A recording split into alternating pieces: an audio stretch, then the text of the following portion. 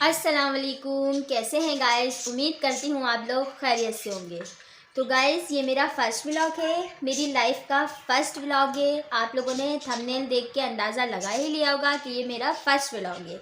तो गाइस, जैसे कि आप लोगों को पता है कि हर व्लॉगर, हर क्रिएटर के पीछे किसी ना किसी के साथ की ज़रूरत होती है। हर इंसान को किसी ना किसी के साथ की ज़रूरत होती है। तो गाइस, आप लोग मुझे ज़्यादा से ज़्यादा सपोर्ट करें, ज़्यादा से ज़्यादा मेरे चैनल को सब्सक्राइब करें और वीडियो को लाइक भी करिएगा, छोटा सा कमेंट करिएगा और मुझे अपनी राय से बताइएगा कि मैं किस तरीके से वीडियो बनाऊं, किससे रिलेटेड व्लॉग बनाऊं।